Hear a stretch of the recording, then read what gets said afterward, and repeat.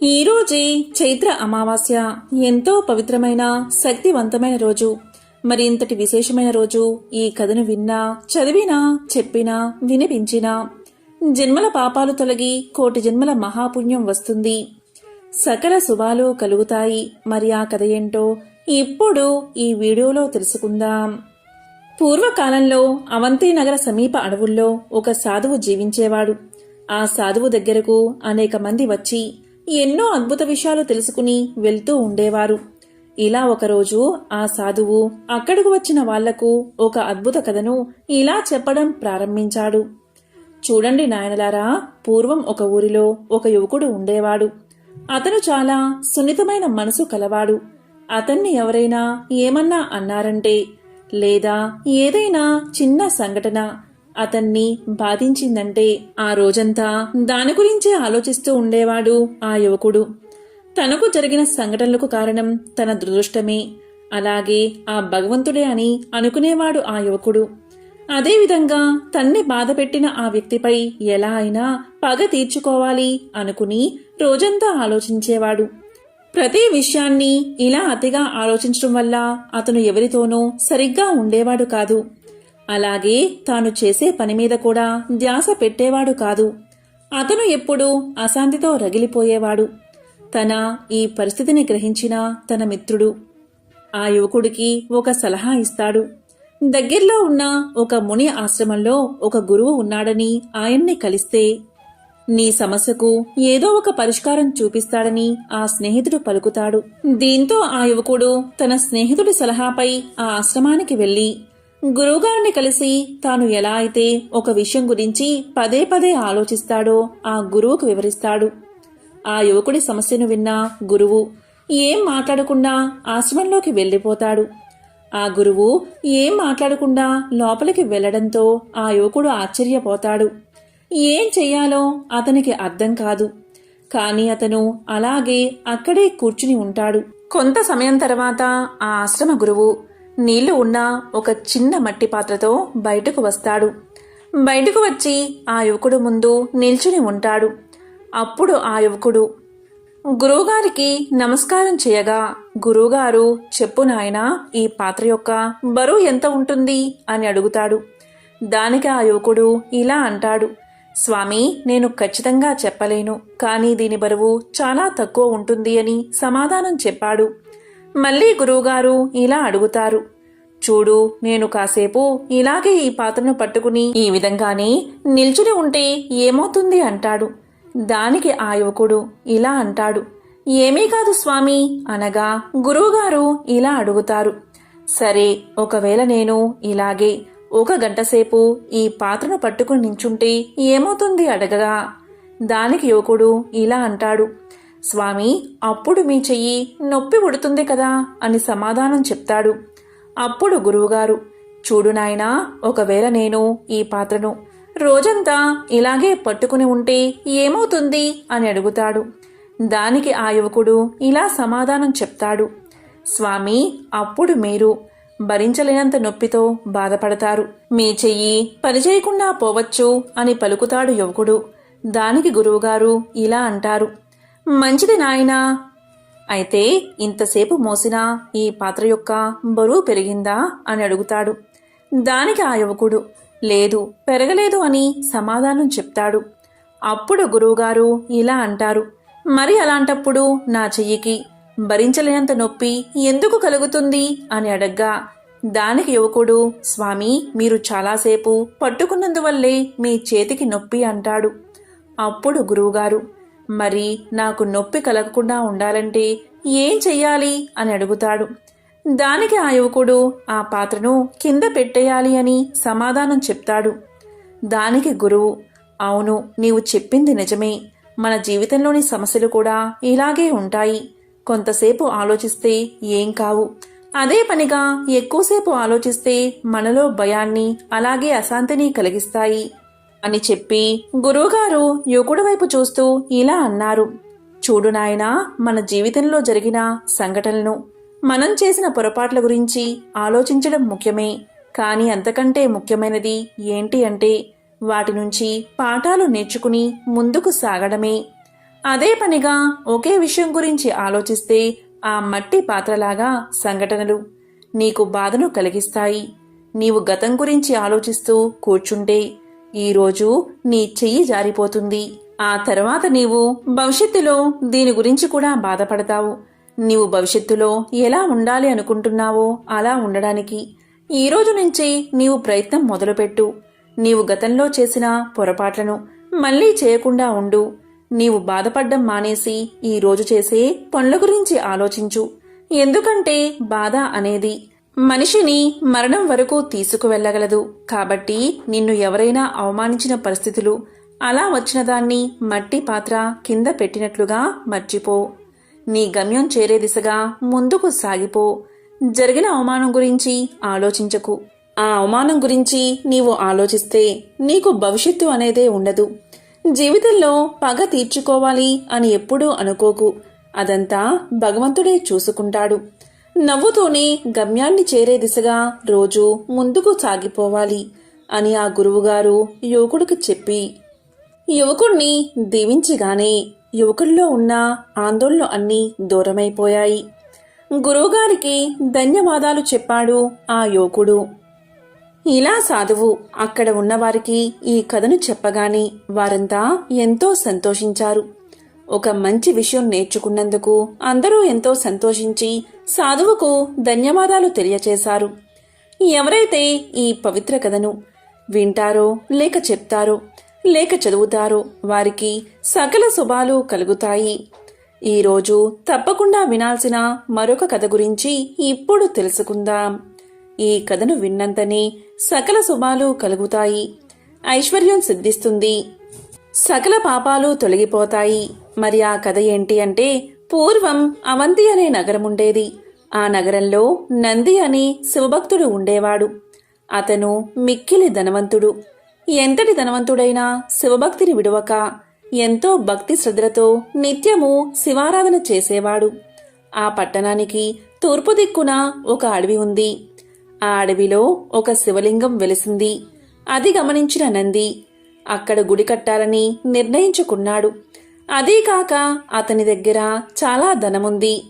ఎవరి సహాయం అవసరం లేకుండానే దేవాలయాన్ని నిర్మించి నిత్యము పంచామృతాలతోనూ పుష్పాలతోనూ సువర్ణాభిషేకాలతోనూ మంత్రపూర్వకంగా ఆ మహాశివయ్యను పూజిస్తూ ఉండేవాడు. ఈ విధంగా చాలా రోజులు గడిచిపోయాయి. ఈ విధంగా నంది నిత్యము ఆ గుడిలో శివలింగానికి పూజలు చేస్తూ ఉండేవాడు. ఇలా ఉండగా ఒకరోజు ఆ పట్టణానికి దగ్గరలో ఒక గ్రామంలో నివసించే కిరాతుడు అంటే వేటగాడు తన కులవృత్తి ప్రకారం పక్షి వేటకై బయలుదేరి అడవిలోకి ప్రవేశించాడు. ఆ విధంగా అడవిలో తిరిగి తిరిగి వేట ముగించుకుని అలసిపోయి ఇంటికి వెళ్లే మార్గంలో అడవిలో ఉన్న శివాలయాన్ని చూశాడు. వెంటనే ఆ కిరాతుడు శివాలయంలోకి ప్రవేశించాడు. అక్కడ గుడిలోకి వెళ్లి శివలింగాన్ని చూసిన వెంటనే ఆ కిరాతుడికి ఏదో తెలియని భక్తి భావం కలిగింది. ఆ విధంగా శివలింగానికి పూజ చెయ్యాలి అనే బుద్ధి పుట్టింది.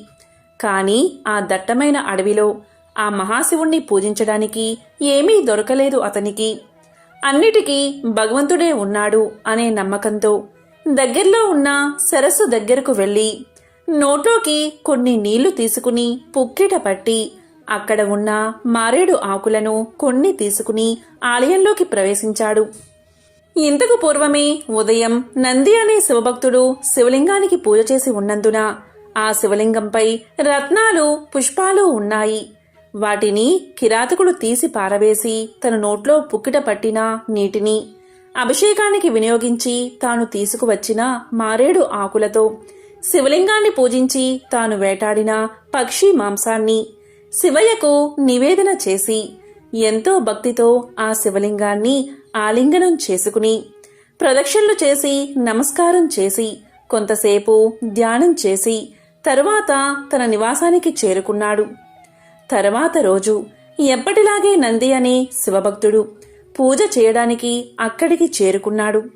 తనతో పాటు ఒక బ్రాహ్మణుణ్ణి కూడా తీసుకువచ్చాడు.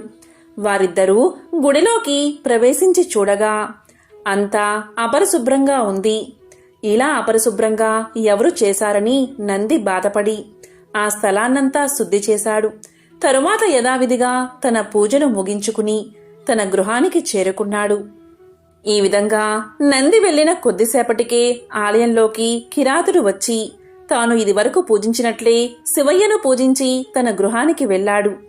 తరువాత రోజు మళ్లీ నంది గుడికి వచ్చేసరికి మళ్లీ అపరిశుభ్రంగా ఉంది. ఇదంతా చూసినా నంది ఎంతో బాధపడి తనతో వచ్చిన బ్రాహ్మణుడితో చర్చించి ప్రతిరోజు ఇలా చేస్తే కష్టమని, గుడిని ఎవరో అపరిశుభ్రం చేస్తున్నారని భావించి గుడిలో ఉన్న శివలింగాన్ని నంది నెత్తిన పెట్టుకుని తన గృహానికి తీసుకుపోయి తన ఇంటి అందే పూజలు చేయడం మొదలుపెట్టాడు. శివలింగం తీసుకుపోయినంత మాత్రాన సర్వవ్యాప్తి అయిన సదాశివుడు ఆ గుడియందు లేకుండా పోతాడా? అంత మాత్రాన నిశ్చల భక్తి తత్పరుడు అయిన కిరాతకుని పూజా విధానానికి భంగం కలుగుతుందా? ఎప్పటిలాగే కిరాతుడు శివారాధనకై గుడికి చేరుకున్నాడు. కాని అతను గుడిలోకి వెళ్లి చూసేసరికి అక్కడ శివలింగం కనిపించలేదు. ఆ క్షణమే అతను విచారం చెందాడు. విచారంతో పాటు ఏడవసాగాడు. అలా ఏడుస్తూ అప్పుడు అతను తన 2 చేతులు జోడించి, స్వామి, నిన్ను ఎలా పూజించాలో నాకు తెలియదు. రత్నాలతో పూజించడానికి నేను పేదవాడిని, పువ్వులతో పూజించడానికి నేను ఆ పువ్వులను కలిగి లేను. నా హృదయమనే పువ్వునే నీకు అర్పించి పూజ చేస్తున్నాను. నా పూజా విధానంలో ఏదైనా తప్పు ఉంటే నన్ను మందలించు, అంతేకాని నీవు ఇలా కనిపించకుండా ఉండకు. నీకు ఇది తగదు. సదాశివా, నీవే కనిపించకుండా ఉంటే నాకు ఈ లోకంతో పనేలేదు. నీ కుమారుడిపై కోపగించడం తగదు. స్వామి, ఎప్పటిలాగే నాకు కనిపించి నా పూజను స్వీకరించు, నన్ను మన్నించు. నేను నిన్ను పూజిద్దామని ఇక్కడకు వచ్చాను. కాని నాకు కనిపించకుండా ఉండడం భావ్యమా? నీవు నాకు కనిపించకపోతే ఇక్కడే నీ ఎదుటే నిన్ను తలుచుకుంటూ నా ప్రాణాలు విడుస్తాను అని అనేక విధాలుగా ప్రార్థించాడు. కాని పరమేశ్వరుడు సాక్షాత్కరించలేదు. ఆ విధంగా మరికొంతసేపు వేడుకున్నాడు. అయినా పరమేశ్వరుడు అతనికి కనిపించలేదు. అప్పుడు ఎంతో భక్తిపరాయుడైన ఆ కిరాతుడు తన జీవితంపై విరక్తి చెంది, ఇక ఈ జన్మ నాకు అవసరం లేదని భావించి హరహర అంటూ నామస్మరణ చేస్తూ తన దగ్గర ఉన్న కత్తితో ఒక్క వేటున తన శిరస్సును ఖండించుకున్నాడు. వెంటనే అతని తలను అంటించడానికి కైలాసం నుంచి పరమేశ్వరుడు ప్రత్యక్షమయ్యాడు. అప్పుడు దేవదుందుబులు మోగాయి, పూలవాన కురిసింది. సకల దేవతలు మహేశ్వరుణ్ణి కీర్తించారు. నారదుడు శివగీతాన్ని పాడుతూ నృత్యం చేస్తూ వచ్చాడు. ఈ విధంగా ప్రకృతి అంతా ఎంతో రమణీయంగా మారింది. అంతటా శివభక్తుడైన నంది భక్త శిఖామణియగు కిరాతుణ్ణి దర్శించడానికి గుడిలోకి ప్రవేశించాడు. అతను గుడిలోకి రాగానే పరమేశ్వరుని ముందు చేతులు కట్టుకుని నిల్చున్న కిరాతుడు కనిపించాడు. మరుక్షణమే ఆ నంది తన అవివేకానికి సిగ్గుపడి సదాశివయ్యను అనేకసార్లు భక్తితో ధ్యానించి భక్తాగ్రేసుడువైన కిరాతుణ్ణి కౌగలించుకుని ఇలా పలికాడు, అన్నా, నీ మూలంగా నా జన్మ తరించింది. ఇది వరకు కేవలం నిన్ను మూర్ఖుడిగా అనుకున్నాను. నన్ను క్షమించు. అసలు నిజమైన భక్తుడు అంటే నీవే అని కీర్తించాడు. అప్పుడు మహాశివుడు నందిని చూసి, ఓ భక్తా, నంది, నీవు కూడా నాకు నచ్చిన వాడవే. మీరిద్దరూ సూర్యచంద్రులు ఉన్నంత వరకు నా వద్దనే ఉండండి అని పలికి ఆ మహాశివుడు వారిని తీసుకుని కైలాసానికి చేరుకున్నాడు. కాబట్టి భగవంతుణ్ణి పూజించడానికి జాతి మత విభేదాలు ఉండవు. పూజా సామగ్రి, రత్నాలు, పువ్వులు ముఖ్యం కాదు. నిర్మలమైన భక్తితో, నిశ్చలమైన మనసుతో పూజిస్తే ఆ మహాశివుడు ఎంతో సంతోషిస్తాడు. భగవంతునిపై మనసు లగ్నం చేసి సమాజంలో మంచిగా బతికే వాళ్లను, ఇతరులకు హాని తలపెట్టని వారిని, పరులకు సేవ చేసేవారిని, సహాయం చేసేవారిని ఆ మహాశివుడు ఎప్పటికీ మర్చిపోడు. పూర్వం కృతయుగంలో వంగా అను దేశంలో బబ్రు వాహనుడు అనే రాజు ఉండేవాడు. అతనిది విశాలమైన రాజ్యం. సమర్థవంతమైన పరిపాలనతో తన రాజ్యాన్ని శత్రువుల బారిన పడకుండా రక్షిస్తూ ధర్మ మార్గాన పాలన సాగిస్తూ ఉండేవాడు. అతని యుగం కృతయుగం అంటే సత్యయుగం కదా. భూమికి 4 దిక్కులా సత్యమే వర్ధిల్లేది. అలాంటి కాలంలో సత్యానికే పాఠాలు చెప్పే విధంగా పాలన సాగించేవాడు బబ్రు వాహనుడు. బబ్రు వాహనుడు అంటే అర్జునుడి కొడుకు కాదు, కేవలం పేరుకు మాత్రమే బబ్రు వాహనుడు. అతని కాలంలో రోగులు లేరు, పాపాత్ములు లేరు, దొంగలు లేరు, హంతకులు లేరు. అద్భుతమైన పాలన మాత్రమే ఉండేది. ఒకరోజు బబ్రువాహనుడు అడవికి వేటకు బయలుదేరాడు. 100 గుర్రాలపైన స్వారీ చేస్తూ వెంబడి 100 మిత్రులు, వందలాది మంది సైనికులు, వీరందరి అవసరాలు తీర్చే సేవకులు రాజును అనుసరించారు.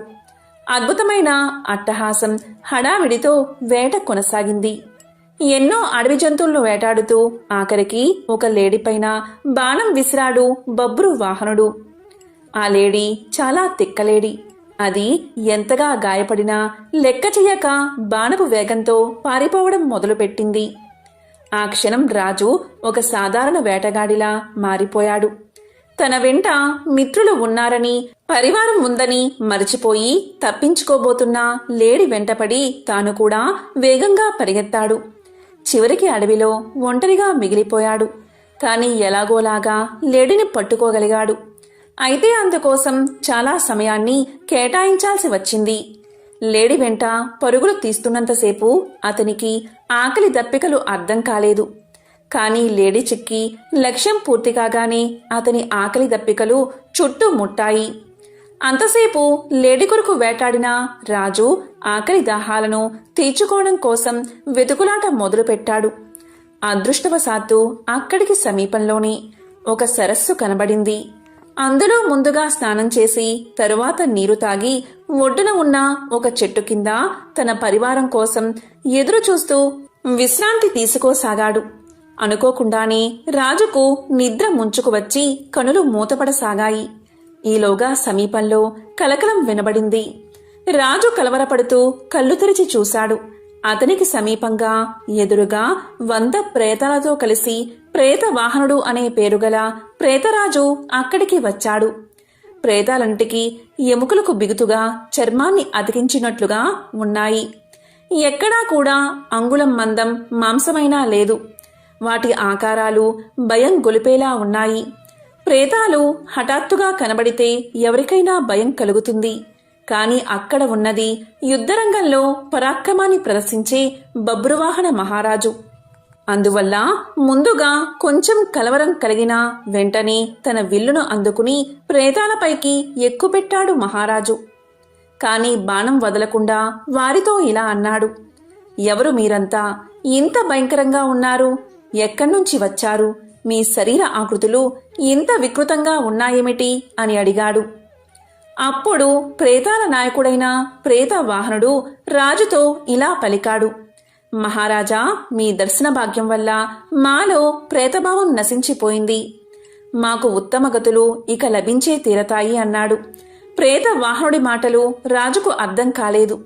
అదే విషయం రాజు ఇలా అన్నాడు. ఓ ప్రేతమా, నువ్వేమి మాట్లాడుతున్నావు? నాకు అర్థం కావడం లేదు. నాకు అర్థమయ్యేలా చెప్పు అన్నాడు. దానికి ప్రేతవాహనుడు ఇలా పలికాడు. రాజా, ఈ ప్రేతాలన్నీ ఒకప్పుడు మనుషులే. కాని చేసుకున్న పాపాల వల్ల ప్రేతాలుగా మారిపోయాయి. ఎవరికైతే అగ్ని సంస్కారం, శ్రాద్ధం, తర్పణం జరగవో వారంతా ప్రేతాలై తిరుగుతారు. అంతేకాదు, నమ్మక ద్రోహులు, పాపాలకు ప్రాయశ్చిత్తం చేసుకోనివారు, తాగుబోతులు, దొంగతనం చేసేవారు, ఈర్ష, అసూయ, ద్వేషాలతో కాలం గడిపేవారు, గురుపత్నిని చరిచినవారు, ఒకరి ఆస్తిని అన్యాయంగా లాక్కున్నవారు, పరుల సొమ్ముకు ఆశపడిన వారు మొదలైన తప్పుడు పనులు చేసేవారంతా ప్రేతాలుగా మారతారు. మేమంతా ఇలా వచ్చిన వారమే.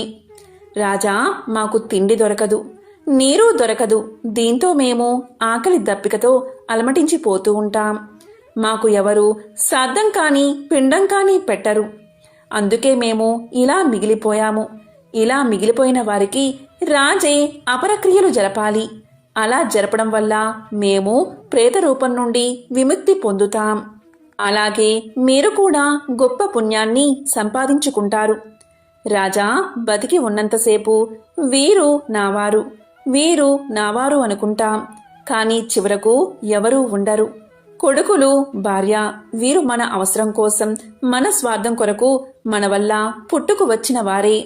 మనం వారి అవసరం తీర్చినంత కాలం వారి చేత గౌరవించబడతాము. తరువాత మన అవసరం ఉండదు. అప్పుడు వారి నుండి గౌరవం లభించదు. మనిషి చచ్చాక ధనం ఇంటి దగ్గరే ఉండిపోతుంది. బంధువులు శ్మశానం దగ్గర విడిపోతారు. శరీరం కాష్టం దగ్గర విడిపోతుంది. ఇక విడిపోయాక పరలోకం దాకా వచ్చేవి పాప పుణ్యాలే అని చెప్పాడు ప్రేత వాహనుడు. అప్పుడు బబ్రువాహనుడు ఇలా పలికాడు, ఓ ప్రేతవాహన, చాలా తెలిసినవాడిలా మాట్లాడుతున్నావు. ఇంతకీ నీవు ఎవరు? నీవు మనిషిగా ఉన్నప్పుడు నీవు ఎవరు అని అడిగాడు. దానికి ప్రేతవాహనుడు ఇలా సమాధానం చెప్పాడు, ఓ రాజా, ప్రేతంగా మారడానికి ముందు నేను ఒక ధనికుడైన వైశ్యుణ్ణి. పేరు దేవదత్తుడు.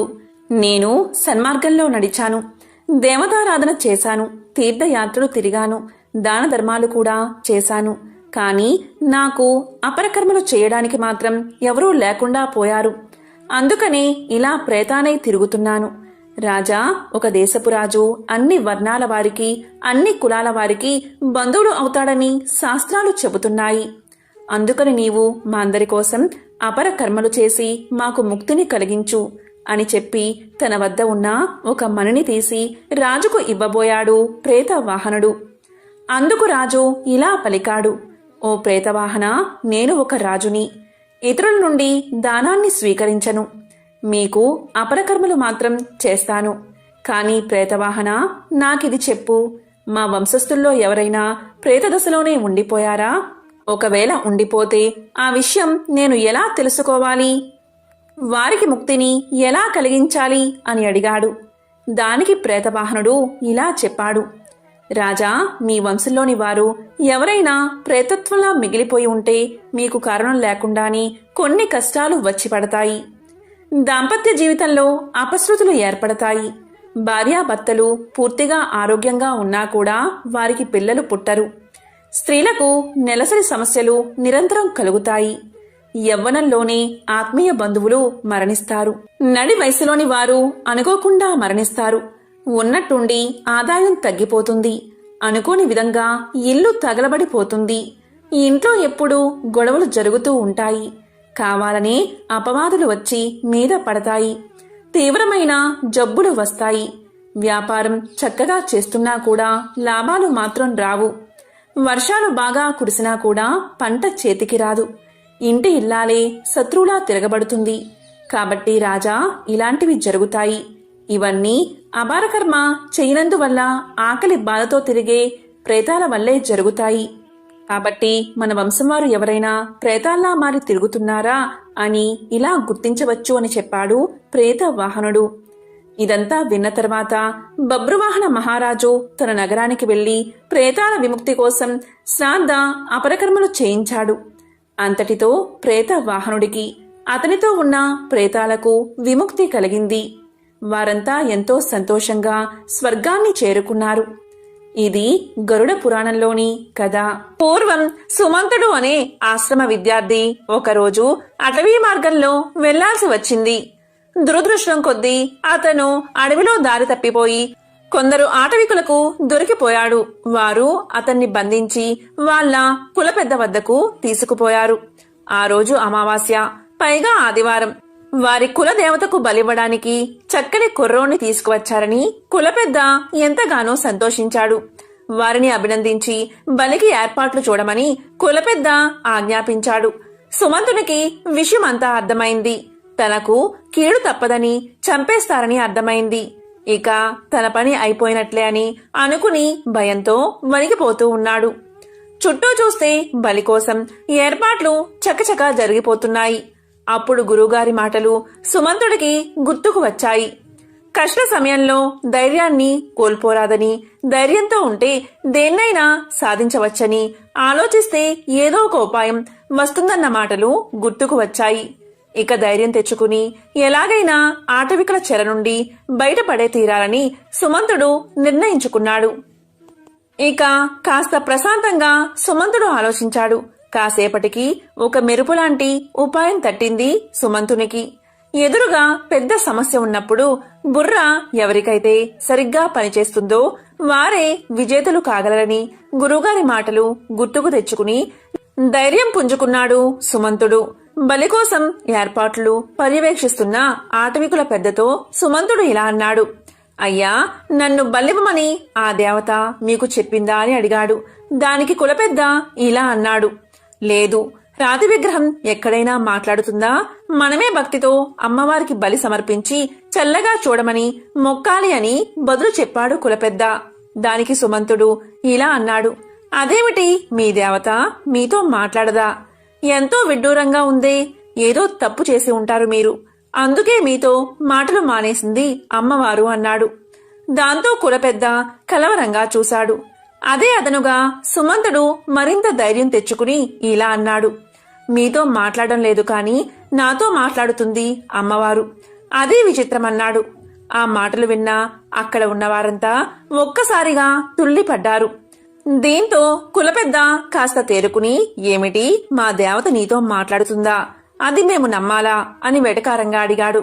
దానికి ఇంకొక ఆటవికుడు, మేము అడవిలో ఉంటాం కదా అని మరీ తెలుగు తక్కువగా అంచనా వేయకు మమ్మల్ని. నీ ఎత్తుగడ మాకు తెలుసులే అని ఆటవికుడు అన్నాడు. దానికి సుమంతుడు, అదేమీ లేదు, నేను నిజమే చెప్తున్నాను అని తెలియచేశాడు. దానికి కులపెద్ద, ఏం మాట్లాడిందో చెప్పు అని ప్రశ్నించాడు. దానికి సుమంతుడు, నన్ను తనకు బలి ఇవ్వద్దని అలా చేయడం వల్ల తను సంతోషించను సరికదా, కోపగిస్తానని మీతో చెప్పమంది అన్నాడు. అతను ఆత్మవిశ్వాసం కోల్పోకుండా నిబ్బరంగా పలికేసరికి కులపెద్ద ఆలోచనలో పడ్డాడు. సుమంతుని మాటలకు అందరూ పగలబడి నవ్వుతూ, ఈ సమయంలో ఎవరైనా ఇలాగే మాట్లాడతారు. నీ మాయ మాటలు మేము నమ్మం, బలి జరిగే తీరుతుందని అందరూ ముక్త కంఠంతో పలికారు. కాని సుమంతుడు ధైర్యం కోల్పోలేదు. ఈ సమయంలో బెదిరితే చావు తప్పదని గ్రహించి వారితో సుమంతుడు ఇలా అన్నాడు. దయచేసి అరవకండి, అమ్మవారు ఏదో చెప్తుంది, నన్ను విననివ్వండి అని ఆజ్ఞాపించినట్లుగా ధైర్యంగా గంభీరంగా చెప్పాడు. దాంతో ఆటవికులంతా ఒక్కసారిగా నిశ్శబ్దంగా ఉండిపోయారు. ఇక సుమంతుడు చెవిపై చెయ్యి పెట్టుకుని వింటున్నట్లుగా నటిస్తున్నాడు. మధ్య మధ్యలో సరేనమ్మా సరేనమ్మా అంటూ శ్రద్ధగా వింటున్నట్లుగా నమ్మించాడు. ఇక పరుగున వెళ్లి విగ్రహం యొక్క పాదాల మీద పడి నమస్కారం చేసి వెనక్కి వచ్చి నిలబడ్డాడు. చుట్టూ ఉన్నవారికి అంతా అయోమయంగా ఉంది. విడ్డూరంగా చూస్తున్నారు ఆ జనం. నిజంగా తల్లి అతనితో మాట్లాడిందా అని అనుమానంలో పడ్డారు. ఇక సుమంతుడు కుల పెద్దవైపు తిరిగి, అయ్యా, తల్లి చెప్పిన మాటలు మీతో చెప్తున్నాను. ఈరోజు పట్టపగలు కొంత సమయం రాత్రిగా మారితే నన్ను విడిచిపెట్టమని, లేకుంటే బలి ఇవ్వమని చెప్పింది తల్లి. తల్లి మాట ప్రకారం కొంతసేపు వేచి చూడండి. ఆమె చెప్పిన ప్రకారం జరగకపోతే నేనే స్వయంగా బలిపీఠం ఎక్కుతాను అనగానే కులపెద్ద సరే అన్నాడు. కులపెద్ద మళ్ళీ ఇలా అన్నాడు. ఈ విషయం మాలో ఎవరికీ చెప్పకుండా నీతోనే ఎందుకు చెప్పింది అమ్మవారు అని ప్రశ్నించాడు. దానికి సుమంతుడు ఏమాత్రం తడబడకుండా, మీరు నన్ను ఎత్తుకుని రావడమే అమ్మవారికి ఇష్టం లేదు, అందుకే మీ పట్ల అమ్మవారు అలిగిందని చెప్పి మరింత నమ్మకంగా చెప్పాడు. ఇక కులపెద్ద, అతను ఒక రుజువు చెప్పాడు కదా, అందరూ ఆ సమయం వరకు వేచి ఉండండి, తేడా వస్తే అప్పుడే బలిద్దామన్నాడు. అందరూ కులపెద్ద మాటలు గౌరవించి ఊరుకున్నారు. ఆ రోజు సంపూర్ణ సూర్యగ్రహణం ఉండటంతో సుమంతుడు చాలా ధీమాగా ఉన్నాడు. అందరూ ఆకాశం వైపు చూస్తూ ఉండగా రావలసిన సమయం రానే వచ్చింది. గ్రహణం పట్టి అడవంతా చీకటైపోయింది. సుమంతుని మాట నిజం కావడంతో ఆ అటవికులంతా జయ ధ్వనులు చేస్తూ తల్లి పాదాల మీద పడి లెంపలు వేసుకున్నారు. ఇటువంటి గ్రహణం గత 80 సంవత్సరాలుగా రాలేదని గతంలో గురువుగారు చెప్పారు. అంత వయస్సు కలవారు ఆ గూడెంలో లేకపోవడంతో సుమంతుని పథకం పారింది. ఆటవికులు సుమంతుని పట్ల ఎంతో భక్తితో గురుకులం తోవ వరకు దిగబెట్టి క్షమించమని వేడుకున్నారు. ఇక సుమంతుడు ఊపిరి పీల్చుకుని ఆశ్రమం చేరుకున్నాడు. శ్రీ లక్ష్మీ నరసింహ పురాణంలోని పుండరీక చరిత్ర గురించి తెలిపే ఈ పవిత్ర కథను ఇప్పుడు విందాం. పూర్వం భరద్వాజ మునీంద్రుడు సూతుణ్ణి ఇలా అడిగాడు. ఓ సూత మహర్షి, మానవ జన్మ యొక్క పరమార్థం తెలుసుకోవాలి అంటే ఏం చెయ్యాలి? సంసార బంధం నుంచి విముక్తి కలిగించే దివ్య సాధనం ఏమిటి అని అడిగాడు. దానికి సూతుడు ఇలా సమాధానం చెప్పాడు.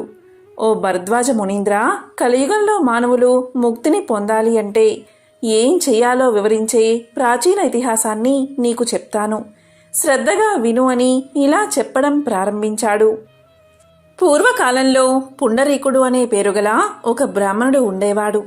అతను బుద్ధిమంతుడు, విద్యావంతుడు, సంపన్న కుటుంబంలో పుట్టాడు.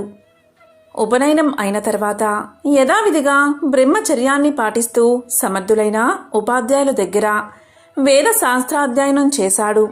పుండరీకుడు చక్కటి తెలివితేటలు ఉన్నవాడు.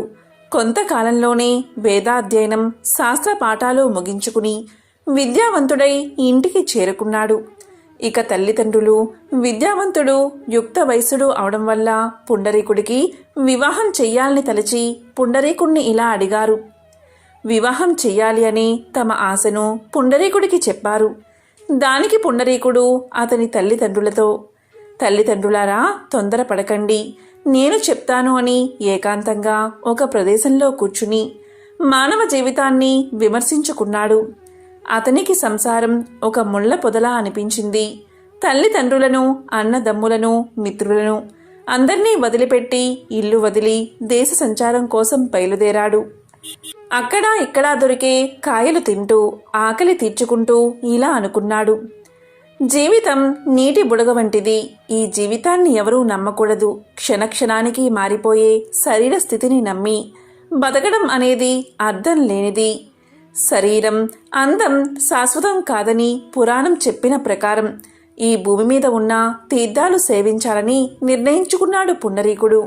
ఇక గంగా, యమున, గోదావరి మొదలైన నదుల్లో మునిగి క్షేత్రాల్లో నివసించి ఆయా దేవతలను దర్శించి సాత్విక ఆహారాన్ని భుజిస్తూ అలా ఇలా తిరుగుతూ చివరికి శాలిగ్రామం అనే పుణ్యక్షేత్రాన్ని చేరుకున్నాడు. అక్కడ భక్తులను, పుణ్య జలాలను చూసి ముచ్చటపడ్డాడు. ఇది నా నిర్ణయానికి అనుగుణంగా ఉందని అక్కడ బసను ఏర్పాటు చేసుకున్నాడు.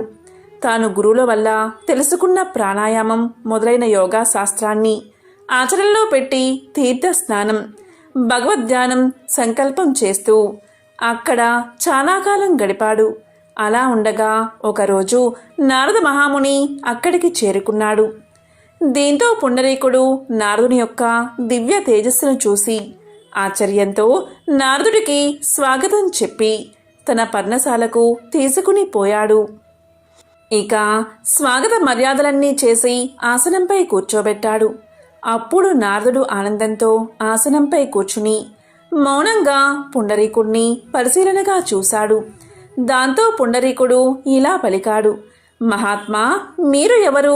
నన్ను తరింప చేయడానికి ఈ రూపంలో వచ్చిన శ్రీమన్నారాయణుడే అనుకుంటున్నాను అని అనగా నారదుడు ఇలా పలికాడు. పుండరీక, నన్నందరూ నారదుడు అని పిలుస్తారు. నేను నిన్ను చూద్దామని వచ్చాను. భక్తి శ్రద్ధలు కల భక్తుణ్ణి చూస్తే పుణ్యం వస్తుందని భగవంతుడే అన్నాడని చిరునవ్వుతో నారదుడు చెప్పాడు. ఇక నారదుడి మాటలు వినగానే పుండరీకుడు లేచి తన 2 చేతులు జోడించి నమస్కారం చేసి, నారద మహర్షి, నా జన్మ సార్థకమైనది. మీ దర్శనం దైవ దర్శనమే నాకు. కాబట్టి నాకున్న సందేహాలను తీర్చండి అని ఇలా పలికాడు. ఓ నారద మహర్షి, పరమార్థ సాధనకు ప్రధానమైన సాధన ఏదో, మానవ జన్మకు సంసార విముక్తికి చేయవలసిన కార్యమేంటో తెలిపి నన్ను ధన్యుణ్ణి చెయ్యండి అని ప్రార్థిస్తున్నాను అన్నాడు. ఇక నారద మహర్షి, పుండరీక, కూర్చో, చెప్తాను అన్నాడు. ఇక పుండరీకుడు పరమానందంతో కూర్చున్నాడు. పరమాత్మ జ్ఞాన విషయాన్ని నారదుడు ఇలా చెప్పాడు. పుండరీక, శాస్త్రాలు చెప్పిన కర్మలు చాలానే ఉన్నాయి. అలాగే ధర్మ మార్గాలు కూడా అనేకం ఉన్నాయి. ఒక్కొక్కరు ఒక్కొక్క విధంగా చెప్పిన మతము కూడా ఉంది. అదంతా అలా ఉండని వాటన్నిటి గురించి నా తండ్రి చెప్పిన పరమ రహస్యమైన ఆధ్యాత్మిక తత్వ విషయాన్ని, సంసార బంధం నుండి విడుదల కలిగించేది అయిన విషయాన్ని చెప్తాను విను అని ఇలా చెప్పసాగాడు. పుండరీక, నారాయణుడే పరబ్రహ్మ, పరతత్వం, పరంజ్యోతి, సర్వజీవుల ఆత్మ పరమాత్మ నారాయణుడే. ఈ జగత్తు లోపల పైన వ్యాపించి ఉన్నది నారాయణుడే. ఓం నమో నారాయణాయ, ఓం నమో నారాయణాయ అని నిశ్చలమైన మనస్సుతో నిత్యము ధ్యానం చేస్తూ జపిస్తే చాలు. అదే పరమజ్ఞానం. దీన్ని తెలిపే పరమార్థమూ లేదు అని చెప్పాడు నారదుడు. అన్ని శాస్త్రాలను, అన్ని మతాలను, అందరి శాసనాకారులు చెప్పింది పరిశీలించి నేను చెప్పేది ఇది ఒక్కటే. కాబట్టి పుండరీక, అదా ఇదా అని భ్రాంతిని కలిగించే శాస్త్ర వాక్యాలు మర్చిపో. నారాయణ్ణే ధ్యానించు. అలా చేస్తే విష్ణు సాన్నిధ్యాన్ని పొందుతావు. ఓం నమో నారాయణాయ అనే మంత్రాన్నే జపించు. ఇదే సర్వార్థ సాధనమని చెప్పి నారదుడు వెళ్ళిపోయాడు. ఇక పుండరీకుడు నారాయణ మంత్రజపంతో, నారాయణ నామస్మరణతో ఎంతో భక్తితో ధ్యానించసాగాడు. ఈ విధంగా శాలిగ్రామ క్షేత్రంలో చిరకాలం తపస్సు చేశాడు. అతని భక్తికి మెచ్చి శ్రీ మహావిష్ణువు వెంటనే ప్రత్యక్షం అయ్యాడు. ఇక శ్రీ మహావిష్ణువును చూసి ఎంతో సంతోషంతో పుండరీకుడు సాష్టాంగ నమస్కారం చేసి లేచి చేతులు జోడించి ప్రార్థించాడు. అప్పుడు శ్రీహరి ఇలా పలికాడు, పుండరీక, నీకు కావలసిన వరం ఏమిటో కోరుకో అన్నాడు. దానికి పుండరీకుడు, ప్రభూ, ఏమి కోరాలో నాకు తెలియదు, మీరేమిచ్చినా సంతోషమే అన్నాడు. ఇక శ్రీహరి చిరునవ్వు నవ్వి, సరే ఇటురా, ఈ గరుడ వాహనంపై నా వెనుక కూర్చో, నాతో వైకుంఠానికి రా, నా రూపాన్ని ధరించి నిత్యము నా వెనుకే ఉండు అని చెయ్యి పట్టుకుని వాహనం మీదకి తీసుకున్నాడు. ఆ సమయంలో దేవదుందుబులు మోగాయి. దేవతలు పుష్పవర్షాన్ని కురిపించారు. ఈ విధంగా పుండరీకుడు శ్రీహరితో కలిసి వైకుంఠానికి చేరుకున్నాడని సూతుడు భరద్వాజ మునితో చెప్పాడు. కాబట్టి భరద్వాజ శ్రీ మహావిష్ణువు నమ్మి కీర్తించడం వల్ల కలియుగంలో మానవులకు మోక్షం లభిస్తుంది. ఇదే మోక్షప్రదం, బ్రతికి ఉన్నంతకాలం సుఖాన్ని కలిగిస్తుంది అని సూతుడు చెప్పాడు. ఇది విన్న భరద్వాజ మహాముని సంతోషంతో, సూత, ఎంతో పరమార్థాన్ని వివరించావు, ధన్యుణ్ణి అయ్యాను అన్నాడు. కాబట్టి ఈరోజు ఈ కథను విన్నా, చెప్పినా, చదివినా సకల శుభాలు కలుగుతాయి, మోక్షం కలుగుతుంది, సకల ఐశ్వర్యాలు కలుగుతాయి. పుండరీకుడికి సుచరిత అనే ఆమెతో వివాహం జరిగింది. ఆ దంపతులిద్దరూ పాండురంగడి భక్తులు. పాండురంగ విఠలుని దర్శించుకోవడం కోసం ఒకప్పుడు ఆ ఊళ్ళో ఉన్న భక్తులంతా గుంపులు గుంపులుగా కూడి భజనలు చేస్తూ పుండరీపురానికి బయలుదేరారు. సుచరిత ఇది చూసి భర్తతో, ఏమండి, మనం కూడా పుండరీపురం వెళ్దామా అని అడిగింది. అప్పుడు పుండరీకుడు ఇలా సమాధానం చెప్పాడు, ఇంట్లో శతవృద్ధులై అన్నిటికీ మనపైనే ఆధారపడి ఉన్న తల్లిదండ్రుల్ని వదిలి మనం ఎక్కడికి వెళ్తాం? మనకి ఎలా వీలవుతుంది? మనకి ఇల్లే పుండరీపురం. ఆ పాండురంగ విఠలుణ్ణి మనసులోనే ధ్యానించుకుంటూ ఈ ముసలి దంపతులకు సేవ చేయడం కన్నా మనకి మరొక ఆలోచన ఉండకూడదు అన్నాడు పుండరీకుడు. మనసులో గట్టిగా ఆ భక్తులతో పాటు వెళ్ళాలి అని ఉన్న సుచరిత పైకి ఏమీ అనక ఊరుకుంది. తక్కిన భక్తులంతా అనుకున్న ప్రకారం బయలుదేరి పుండరీపురం వెళ్ళిపోయారు. ఆ వెళ్ళిన భక్తులకు కూడా ఇళ్లల్లో ముసలి తల్లిదండ్రులో, లేక రోగిష్టి భర్తలో, భార్యలో, పిల్లలో లేకపోలేదు. కానీ వాళ్ళు పుండరీకుడి మళ్ళే మనం వెళితే వీళ్ళ గతేమి కాను అని ఆలోచించకుండా ఎవళ్ళ కర్మ వాళ్ళది, వీళ్ల కోసం మనం పుండరీపురం వెళ్లడం మానుకుంటామా అని నిశ్చింతగా చక్కాపోయారు. పుండరీకుడు మటుకు తాను పుండరీపురం వెళ్ళలేకపోయినందుకు కొంచెమైనా బాధపడలేదు. ప్రతిరోజు పొద్దున్నే లేచి తల్లిదండ్రులకి సేవ చేసేవాడు. పాపం వాళ్ళు కూర్చుంటే లేవలేని ముసలి వాళ్ళు. వాళ్ళకి వెచ్చటి నూనె ఒళ్ళంతా రాసి నలుగు పెట్టి గోరువెచ్చని నీటితో స్నానం చేయించేవాడు. తెల్లటి, మెత్తటి, శుభ్రమైన తువ్వాలతో తుడిచి తేలిక బట్టలు కట్టించేవాడు. చెయ్యి ఊత ఇచ్చి లోపలికి తీసుకువచ్చి దేవతార్చన పీఠానికి ఎదురుగా పీటల మీద కూర్చోబెట్టి తండ్రికి సంధ్య వార్చుకునే నిమిత్తం జారీ తెచ్చి ఇచ్చేవాడు. తండ్రి చాలా గొప్ప పండితుడు, భక్తుడు, కర్మిష్ఠిని అయితేనే ముసలితనం వల్ల జ్ఞాపక శక్తి తగ్గిపోయి దేవతార్చన చేసుకునేటప్పుడు మధ్య మధ్య మంత్రాలు కూడా మరిచిపోయేవాడు. అందుకు పూజ అయ్యేదాకా పుండరీకుడు అతని దగ్గరే కూర్చుని తండ్రి మరిచిపోయి తడబడుతున్న మంత్రాలు జ్ఞాపకం చేస్తూ ఉండేవాడు. ముసలితనం వల్ల ఆ తండ్రికి చూపు సరిగ్గా ఆనేది కాదు. దేవతార్చనా సమయంలో గంధం, అక్షింతలు, యజ్ఞోపవీతం, పువ్వులు మొదలైన పూజా వస్తువుల కోసం ఆ వృద్ధుడు తడుముకుంటూ ఉంటే పుండరీకుడు వాటిని తీసి అందిస్తూ ఉండేవాడు. అదే సమయంలో తాను కూడా పాండురంగ విఠలుడికి పూజ చేసి తులసి తీర్థాన్ని తల్లికి తండ్రికి ఇచ్చేవాడు పుండరీకుడు. పంచభక్ష పరమాన్నాలు చేయించి భగవంతుడికి నైవేద్యం పెట్టి తల్లిదండ్రులకు వడ్డించి ఆ తర్వాత తాను తినేవాడు. ఆ ముసలి వాళ్ళకి సహజంగా వృద్ధాప్యం వల్ల అస్తమానం చిరాకు కోపం వచ్చేది. తాను కూడా వాళ్లతో పాటు చిరాకు పడక పుండరీకుడు వాళ్ళని చిన్న బిడ్డల్ని లాలించినట్లు లాలించేవాడు. వాళ్ళు ఏది కావాలంటే అది ఎంత అసాధ్యమైనా తెచ్చి ఇచ్చేవాడు. పుండరీకుడు ఈ విధంగా తల్లిదండ్రులకు సేవ చేస్తూ ఉండిపోగా భక్తులంతా జయ పాండురంగ విఠలే అని భజన చేస్తూ పుండరీపురం చేరుకున్నారు. వాళ్ళు ఆలయంలో ప్రవేశించేసరికి పాండురంగడు గుడిలో లేడు. ఆ పీఠం ఖాళీగా కనబడింది. స్వామి ఏడి, స్వామి ఏడి అంటూ భక్తులంతా కలవరపడ్డారు. స్వామి తిరిగి వస్తాడేమో అని వాళ్ళు అక్కడే చాలాసేపు కనిపెట్టుకుని కూర్చున్నారు. ఆ రోజల్లా స్వామి తిరిగి రాకపోయేసరికి వాళ్ళు చక్కాపోయి మళ్ళీ మర్నాడు వచ్చి చూశారు. అప్పటికి స్వామి రాలేదు. అలా ఎన్ని రోజులో పండరిపురంలో కనిపెట్టుకుని ఉన్నా స్వామి రాలేదు. భక్తులకు ఇదంతా ఏమీ అర్థం కాలేదు. ఆఖరికి ప్రాణం విసిగి భక్తులంతా తిరిగి పుండరీకుడు ఉన్న తమ గ్రామానికి చేరుకున్నారు. పాండురంగ స్వామి దేవేరితో సహా గుడి వదిలి పుండరీకుడు ఉన్న ఊరికి వచ్చేయడమే ఆయన గుళ్ళో లేకపోవడానికి కారణం. వృద్ధులైన తల్లిదండ్రులకు పరిచర్య చేస్తూ ఉన్న తన్ను చూడడానికి ఆ మహాభక్తుడైన పుండరీకుడు తన వద్దకు రాలేకపోయాడు కదా అని పాండురంగడే అతని వద్దకు వెళ్ళాడు. కాని ఈ దేవరహస్యం సామాన్య జనానికి ఏం తెలుస్తుంది? స్వామి వచ్చి పుండరీకుని ఇంటి వాకిట నిలబడే వేళకి పుండరీకుడు తన తల్లిదండ్రులకు భక్తి శ్రద్ధలతో నీళ్లు పోస్తున్నాడు. పుండరీక భక్తాగ్రేసరా, నువ్వు పుండరీపురం రాలేకపోయావని తెలిసి మేమే నీ వద్దకు వచ్చామయ్యా అని స్వామి పుండరీకుణ్ణి పిలిచాడు. స్వామి, ఇదిగో వచ్చేస్తున్నా, ఒక్క క్షణం ఆగండి. మా తండ్రికి నీళ్లు పొయ్యడం అయ్యింది. వెంటనే తుడవకపోతే వృద్ధుడికి జలుబు చేస్తుంది. తుడిచేసి లోపలకు తీసుకొచ్చి కూర్చోబెట్టి నీ దర్శనానికి వస్తా అన్నాడు పుండరీకుడు. ఆ మాటలు విన్న సుచరిత ఆశ్చర్యపోయింది.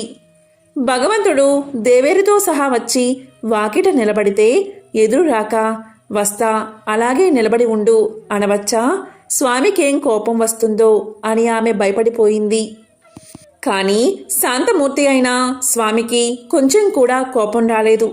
వచ్చి వాకిట పడికట్టు మీద నిలబడ్డవాడు అలాగే నిల్చుండిపోయాడు. మరి కొంతసేపటికి పుండరీకుడు తల్లిదండ్రుల్ని లోపలికి తీసుకువెళ్లి ఉతికి ఉంచిన బట్టలు కట్టించి దేవతార్చన పీఠానికి ముందు పీటలపై కూర్చోబెట్టి జారి దగ్గర పెట్టి ఒక్క క్షణంలో వస్తానని తల్లిదండ్రుల అనుమతి తీసుకుని అప్పుడు పాండురంగ స్వామికి స్వాగతం ఇవ్వడానికి బయటకు వచ్చాడు. పిలవగానే వెళ్ళక ఇంత ఆలస్యం చేయడం, పైగా పని చూసుకువచ్చే వరకు ఉండమనడం ఎంత పొరపాటు! అందులోనూ కేవలం స్వామితోనా ఇటువంటి జవాబు చెప్పడం? స్వామి కోపంతో భర్తని ఏమంటాడో అని సుచరిత పాండురంగడికేసి చూస్తూ ఉంది. ఏం చిత్రమో! పాండురంగడేనా ఇప్పుడు ఆ పడికట్టు మీద నిలబడి ఉన్నది? కాదు, ఎవరో ముసలాయన. ఎవరో ఏమిటి, తన మామగారిలాగే ఉన్నాడు. అప్పుడేగా తన భర్త మామగారిని స్నానం చేయించి లోపలికి తీసుకువెళ్ళింది. అంతవరకు ఆ పడికట్టు మీద స్వామి పక్కన నిలబడి ఉన్న దేవేరి కూడా ఇప్పుడు కనబడదే. ఆమె స్థానంలో తన అత్తగారికి మళ్ళీ ఉన్న ముసలామె ఎవరో నిలబడి ఉంది. సుచరితకు ఒక్క క్షణంలో ఇదంతా అర్థమైపోయింది. తల్లిదండ్రులకు పరిచర్య చేయడమే పరమధర్మంగా భావించి తన భర్త పుండరీపురం వెళ్ళలేదు. ఆ తల్లిదండ్రులకు పరిచర్య చేయడం మాకు పరిచర్య చేయడం లాంటిదే సుమా అని తనకు తెలపడం కోసం లక్ష్మీనారాయణలు తనకు అత్తామామల రూపంలో కనబడుతున్నారు అని ఆమె తెలుసుకుంది. పుండరీకుడు ఇంతలో లక్ష్మీ సమేతుడైన స్వామికి సాష్టాంగ నమస్కారం చేసి గరుడవాహన జగన్నాథ, పుండరీకాక్ష, పాండురంగ అని అనేక విధాల స్తోత్రం ప్రారంభించాడు. అప్పుడు పాండురంగడు దేవిరి కూడా ఎంతో ఆనందం చెంది శిరస్సు మీద చేతులు ఉంచి, పుండరీక భక్తాగ్రేసర, వృద్ధులైన నీ తల్లిదండ్రులకు నీవు భక్తి తాత్పర్యాలతో చేసిన పూజ పరిచర్య మాకు బాగా నచ్చాయి. ఏం వరం కావాలో కోరుకో అన్నారు. అప్పుడు పుండరీకుడు, స్వామి, నాకు, నా భార్యకు, అలాగే నా తల్లిదండ్రులకు నీ దర్శనం కోసం మేము పుండరీపురం రాలేము. మమ్మల్ని కటాక్షించడానికి ఇంత దూరం వచ్చావు కదా, కాబట్టి ఇక్కడే ఉండిపో, ఇదే నా కోరిక అన్నాడు. ఆ తర్వాత కాలంలో అది పుణ్యక్షేత్రంగా వెలసిల్లింది. ఊళ్ళో ఉన్న భక్తులకి జ్ఞానం కలిగింది. తమర్ని కని పెంచి పెద్దవాళ్ళని చేసి ఆఖరికి ముసలితనం వల్ల మూలపడి తమ మీద ఆధారపడి ఉన్న తల్లిదండ్రులకు పరిచర్య చేయడమే భగవంతుణ్ణి సంతోషపెట్టడమని వాళ్ళంతా తెలుసుకున్నారు. తన విధి నెరవేర్చిన పుండరీకుణ్ణి వెతుక్కుంటూ ఆ దేవుడే వచ్చి భక్తుడి కోరిక నెరవేర్చాడు. ఎంతో పవిత్రమైన విశేషమైన ఈ కథను విన్నా, చదివినా, చెప్పినా, వినిపించినా జన్మల పాపాలు తొలగి కోటి జన్మల పుణ్యం వస్తుంది. సకల శుభాలు కలుగుతాయి.